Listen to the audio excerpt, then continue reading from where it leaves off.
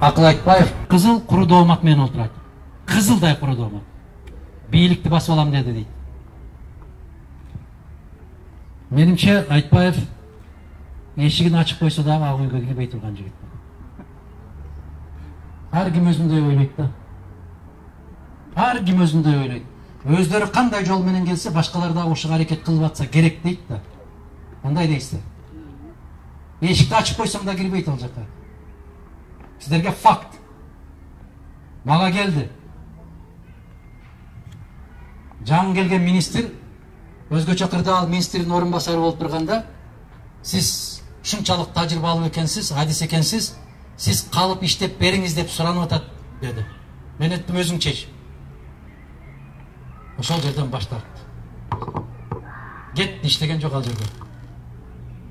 Эгерде кызмат керек болгон болсо, кай жерге гана чакырбайт? Барган жок. Мына Соке президент болуп турганда эми айтып коеюн сиздерге. Сокенин курсовойлорун жазып берип жүргөн жигит ушул. Ушул жигит ушул. Бул жалгыз эле Сокеге эмес, өзү окуп жүргөндө көптөгөн классташтарына дагы жазып берип жүргөн жигит бул. Сабаттуу азамат деп атам мен. Мына ошол азаматтар кайра жумушка чакырса дагы барбай койгон жигит. Эмнеге? Напсисин жеңе алып атат. Напсисин жеңип атат. Себеп кызмат керемет да.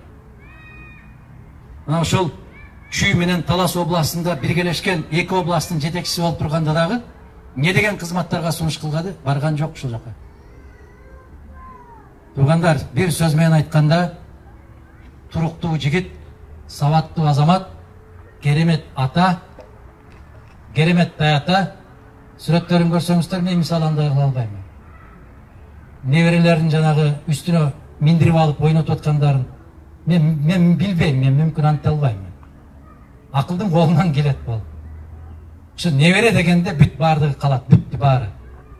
Мына ушундай үлгү болор ата, үлгү болор жар, үлгү болор таята, үлгү болор аксакал, азамат жигитти колдой албаган болсок, анда өзүбүздүн элибизге өзүбүздүн шорубуз колубузда болуп калат. Бизде жогорку кеңеште, урматтуу туугандар, мына ушундай азаматтар керек. Принципиалдуу. Мен мына Бактыгүл жубайы ушул жерде турат. Бактыгүл мына. Ошол акылды кармалган күнү мен Бактыгүлгө телефон чалсам, мен ансыз деле грипп болуп атат элем, кан басымым көтөрүлүп атат дейт. Мен айттым, Бактыгүл, сен башыңды бийик көтөр дагы, сен жар сал дедим. Жар сал.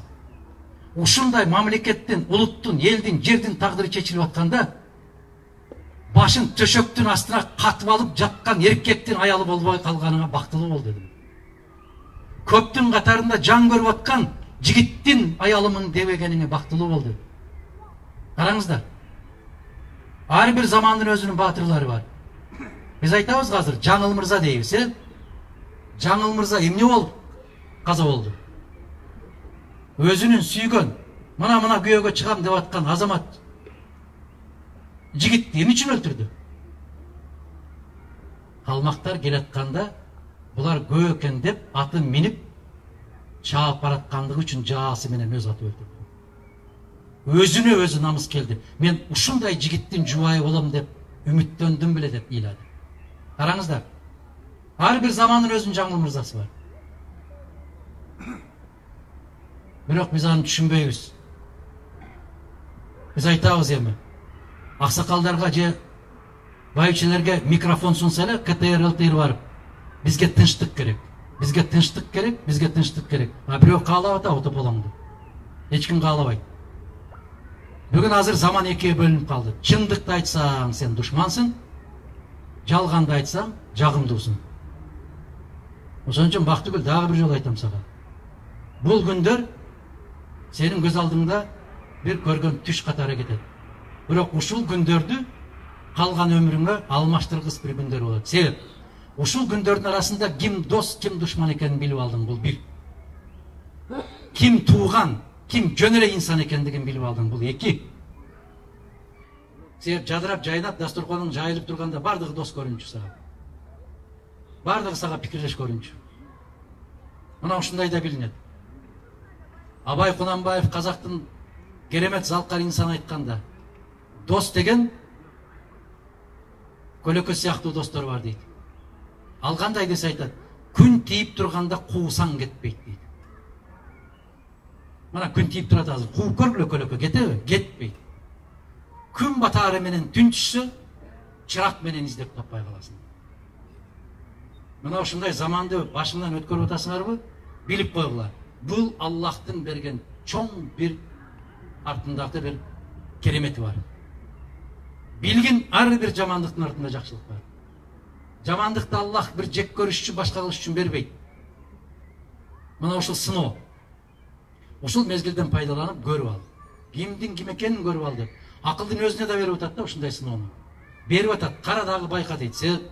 Мен айтып атпаймынбы, акыл ушундай жигит ал. Баарын тең көрөт. Докумага караганда көбүрөөк билет го булар. Майрам сайын чай ичишет. Шернелештер. Биз тек жумуш үстүндө гана бири-бирибиз менен акылдашсак, булар ар кандай жагдайлардан сүйлөшө алышат. Ошону кененирээк билишет.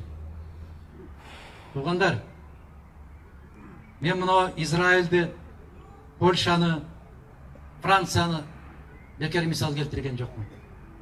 Ушул эл бактылуу эл. Себеп алар күрөшөт. Биз күрөшпөйбүз. Ушул күрөш 28 майда болот. Бул эмне менен күрөш? Бул напси менен күрөшөсүздөр. Напси менен. Бирөө айтат, туруп барайын десең, уктай берчи деген напси. Укта дейт, уктайлана. Эрте менен багымдат намазына дагы турайын десең, шайтан сылайт да. Жата кой, 5 минут жатып тур дейт да. А сен берилип кетесиң, уктайсың, ошол менен күн чыкканда турасың. Мында дагы тууган урук, жора жолдош, куда сөөк, баарыбыз биригип барып, мен бир да бир кандидаттын дарегине жаман сөз айтпайм. Мен тааныбайм да аларды. Бирок мен ошолордун ичинен түшүнгөн үчүн, билген үчүн, кепилдик берген үчүн келип отурам сиздерге. Суранып атам. Биздин арабызга ушул акыл айтпаевди кошуп койсоңуздар, өнүбүз бийигирээк чыгат. Бул бир. Экинчиден күчүбүз көбөйөт. 2. Үчүнчүдөн бир тармакты кенен моюнуна илип коюп, экономика тармагын сен кара деп коюп, менин колум башка маселеге дагы бошойт. Азыр көрүп атасыздар, экономика болобу, юридикалык маселе болобу, айыл чарбасы болобу, эл аралык маселе болобу, банкпы, карызбы, башкабы бардыгына келигишке туура келип атат. Көмөктөшкүлө туугандар. Жардам бергиле. Өз тагдырыңыздар үчүн, өзүңүздөр көтөрүп турган балапандардын тагдыры үчүн 28-inde жарым сааттык убакытты бир тобокелге басып койгулачы. Тууган уруктарга, жора жолдошторго айтыңыздар. Бактылуусаң, жакшылыкка ырымдайлы, биздин бүтүн Кыргызстандагы өткөн шайлоодо 2-нчи номерде болгон. Акылдагы 2-нчи номерге келиптир. Ошол өткөндөгү эле шайлоо. Ошол эле 2-нчи номер. Эч кыйынчылыгы жок. Бүтүн Кыргызстан 2, Акыл Айтбаев 2. Мына ушундай жакшы ниет менен каралы, биринчиси жараткандан тилейли, сурайлы. Биз өз тагдырыбызды өзүбүз чечмейинче бөтөн бирөө келип чечип бербейт. Ушуну билиңиздер. Кече караңыздар, Түркияны караңыздар.